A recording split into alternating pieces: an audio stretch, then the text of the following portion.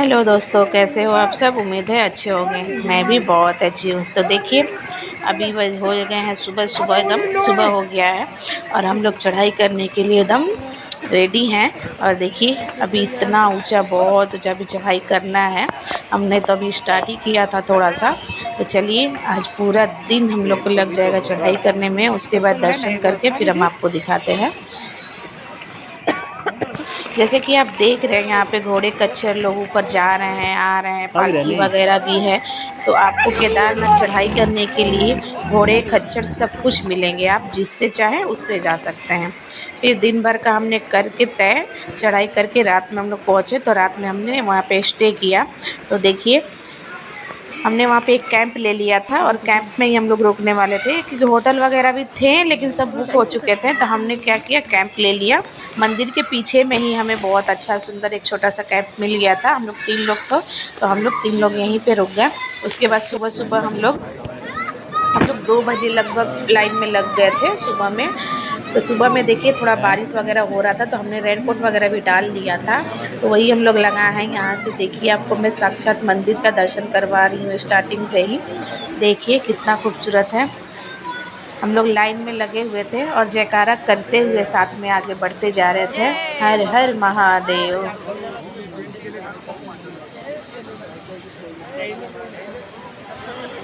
हम लोग 4 5 से 6 घंटा लाइन में लगने के बाद सुबह हमारा दर्शन होता है 7:30 8 के बीच में।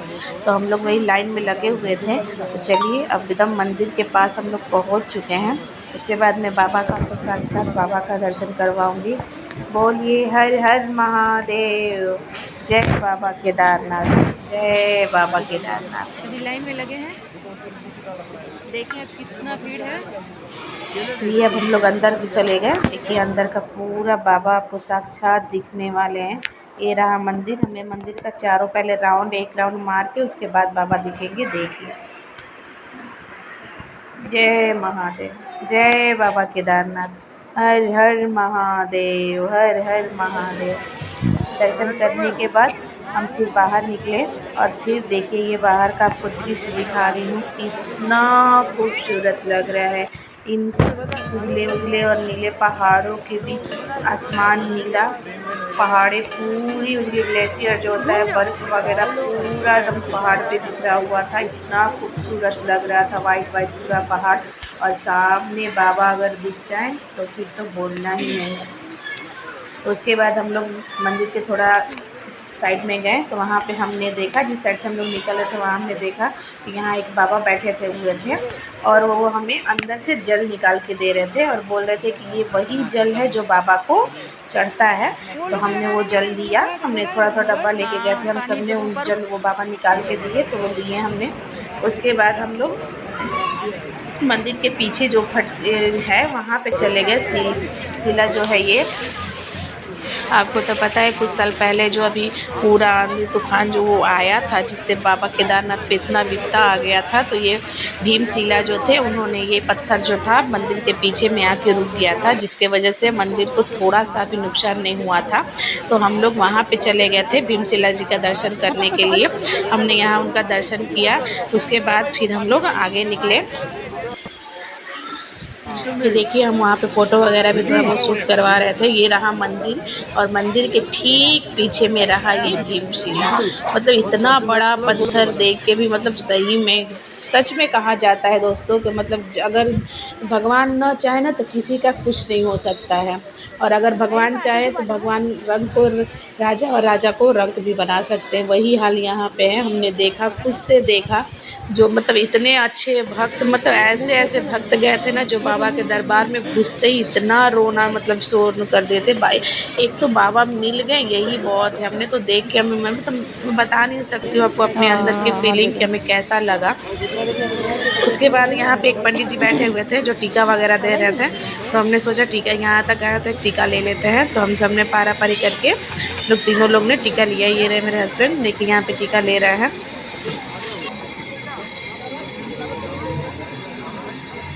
ये जो टीका दे रहे थे पंडित जी, ये 3 रंग का था। नीचे में ऑरेंज, वाइट और फिर येलो कलर का चंदन वगैरह कुछ था।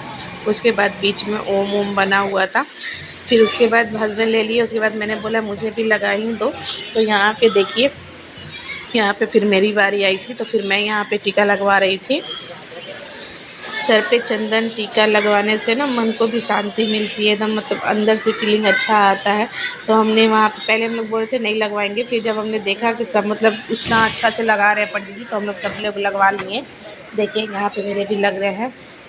मेरे हस्बैंड के थोड़ा अलग डिज़ाइन था, उनका बस 3 कलर लगा के उसके बाद बीच में ओम बना हुआ था, और मेरा तो यहाँ पे शायद स्वास्थ्य साइड में त्रिशूल और बीच में शायद ओम पंडित जी बनाएंगे। देखिए यहाँ पे कलर भी उन्होंने चेंज कर दिया, नीचे में ऑरेंज, बीच में वाइट और शायद ऊपर में येलो, वही सेम ही है कलर यहाँ पे भी।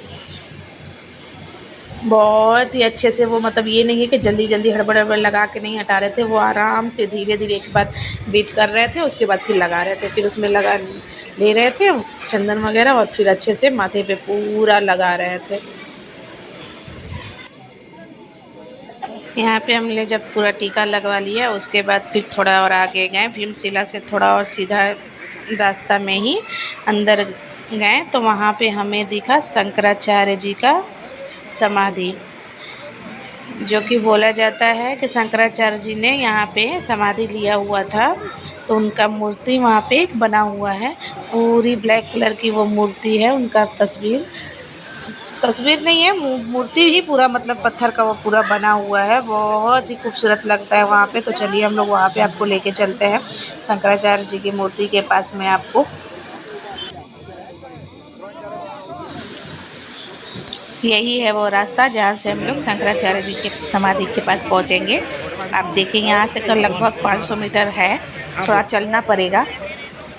आप ऊपर में देखिए कितना खूबसूरत ये पहाड़े लग रहे हैं, पूरा बर्फ से ढकी हुई पहाड़े, ऊपर आसमान नीला नीला और नीचे ये धरती थोड़े बहुत, जो कि हम लोग चल रहे लग रहा था कि हम लोग स्वर्ग वो तो स्वर्ग है ही केदारनाथ, लेकिन मतलब एक फीलिंग भी हो रहा था कि हाँ हम लोग स्वर्ग में आ गए हैं।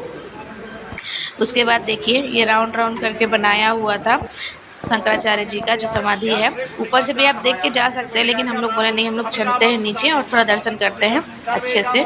देखिए मैं उनको पूरा एकदम अच्छे से आपको दिखा रही हूँ।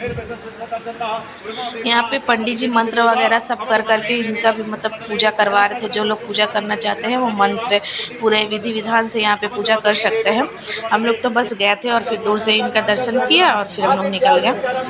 हमने पूजा वूजा नहीं करवाया था, हम लोग बस दर्शन किए, हाथ जोड़ा, फिर वहाँ से निकल गए। यहाँ पे देखिए हमने फ़ोटो शूट भी करवाया था, थोड़ा सा वीडियो वगैरह साथ में ही उनके साथ में अपना वीडियो भी लिया था हमने।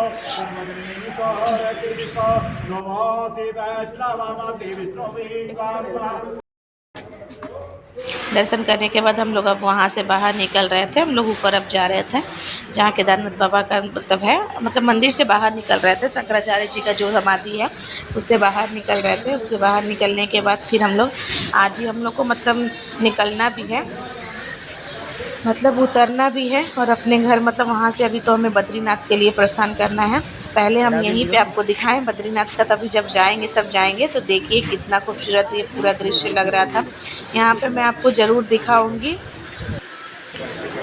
जो केदारनाथ बाबा का जो मंदिर है उसके साइड में जो ग्लेशियर वगैरह गिरता है ना, वहाँ पे आपको पहाड़ में मतलब वो बर्फ़ की पहाड़ी में धुंध में जो आकाश में जो बादल वगैरह है उस पर आप अगर आप ध्यान से देखो तो आपको स्वर्ग की सीढ़ियाँ भी दिखती हैं।